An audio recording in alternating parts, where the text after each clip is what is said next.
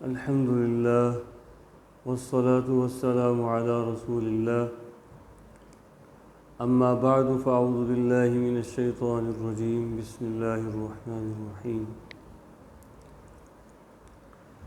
اللہ رب العالمین کے فضل و کرم سے اور اللہ رب العالمین کی مدد سے، اللہ کی توفیق سے جنگ بندی ہو گئی، لیکن ابھی تک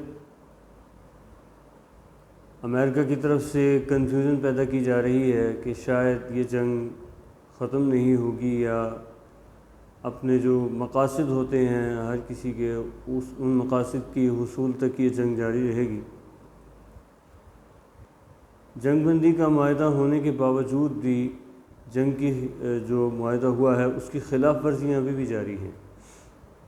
ابھی کل کی خبر ہے کہ ایران کا بحری جہاز پھر دوبارہ پکڑ لیا گیا، اور پھر ایران نے اٹیک کیا، پھر امریکہ نے اٹیک کیا، تو بھی یہ چیز بہت، اس کی وجہ سے پھر وہ جو امن کی کوششیں ہوتی ہیں، جو ایک امن کی بات ہوتی ہے، جو ایک امن کا ایک موقع اللہ تعالیٰ نے ہمیں عطا کیا ہے، وہ موقع پھر ضائع ہو سکتا ہے۔ اب اگر کوئی بھی بڑی غلطی کسی بھی طرف سے ہو گئی، خاص طور پہ ڈونلڈ ٹرمپ صاحب جو ہیں، اگر وہ بہت بڑی غلطی کرتے ہیں تو پھر اس کا خمیازہ پوری دنیا کو بھگتنا پڑے گا۔ پہلے ہی اتنے زیادہ مسائل بڑھ گئے ہیں، مہنگائی آپ دیکھ رہے ہیں کہاں تک پہنچ چکی ہے۔ ایک غریب انسان جو ہے، اس نے جو اپنی جمع پونجی رکھی ہوئی تھی کسی نہ کسی مقصد کے لیے، وہ بیچارہ پریشان ہے کہ میں اب اپنا روزگار چلاؤں یا میں آرام سے اپنے گھر بیٹھ جاؤں۔ اب ظاہر ہے کوئی نہ کوئی چیز کھانی پینی تو ہے، اب بغیر بھوکے تو بغیر کھائے کو تو گزارا نہیں ہو سکتا، لیکن اگر انسان کی قوت ہوگی، اگر انسان کی جیب اجازت دے گی تو پھر ہی انسان خرید و فروخت کرے گا۔ اگر انسان پہلے ہی مہنگائی سے ستایا ہوا پریشان ہے تو پھر انسان کیا کرے گا؟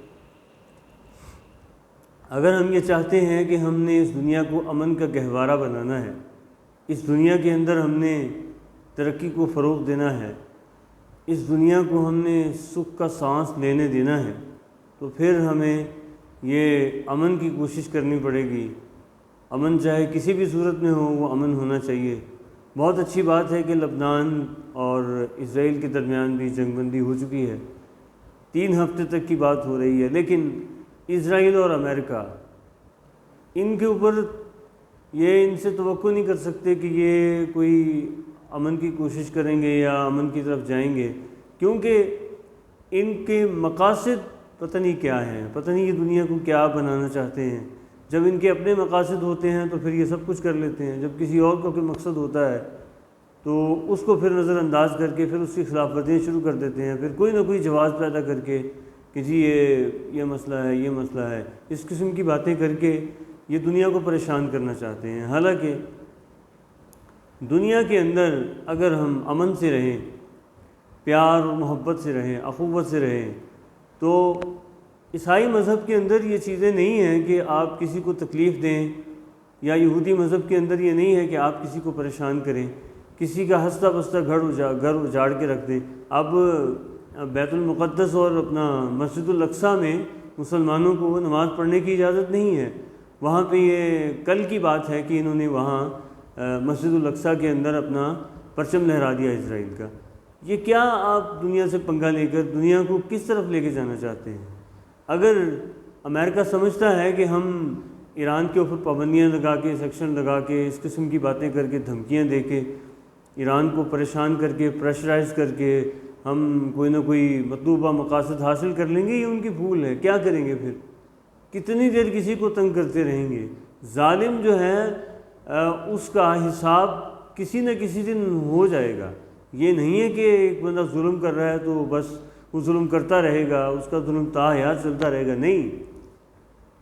اللہ کے رسول صلی اللہ علیہ وسلم کے اوپر کتنے مظالم ڈھائے مکہ والوں نے، آپ صلی اللہ علیہ وسلم کے اوپر کتنے ظلم کیے، لیکن آپ صلی اللہ علیہ وآلہ وسلم کو جب اللہ نے فتح عطا فرمائی تو آپ صلی اللہ علیہ وسلم عظیم الشان فاتح نکل کے وہاں سامنے آئے۔ آپ صلی اللہ علیہ وسلم عظیم الشان انداز میں اللہ نے ان کو فتح دی۔ تو مسلمانوں کو استقامت کا دامن نہیں چھوڑنا چاہیے۔ ایک شخص اللہ کے نبی کے پاس آیا، اس کو آپ نے فرمایا کہ آمنت باللہ ثم استقم، جب اللہ کے اوپر ایمان لانا ہے تو پھر اس کے اوپر ڈٹ جاؤ بس۔ تو قرون اولیٰ کے جو مسلمان تھے ان کا کیا موقف تھا؟ ان کا یہی تھا موقف کہ وہ جب اللہ تبارک و تعالیٰ کو مان لیتے تھے تو پھر وہ اس اپنی بات سے پیچھے نہیں ہٹتے تھے۔ اسی لیے مسلمانوں کو استقامت کا مظاہرہ کرنا پڑے گا، اللہ تبارک و تعالیٰ کو منانا پڑے گا، اللہ کو راضی کرنا پڑے گا۔ لیکن یہ جو اپنا اس قسم کی جو کوششیں ہو رہی ہیں امن کی، تو پھر اس طرح کی جو ڈونلڈ ٹرمپ صاحب کے جو جی میں جیت گیا ہوں، یہ جنگ میں نے جیت لی ہے، کیسے جیت گئے ہو آپ؟ اگر آپ جیتے ہوتے تو پھر آپ پاکستان کے پاس کیا لینے گئے تھے کہ جی ہماری صلح کروا دو؟ اس لیے صلح ہر حال میں ہونی چاہیے، لیکن اگر صلح نہیں کرتا ٹرمپ صاحب، نہیں صلح کرتے، تو پھر ظاہر ہے کہ پھر پوری دنیا کے اوپر یہ جنگ مسلط ہوگی۔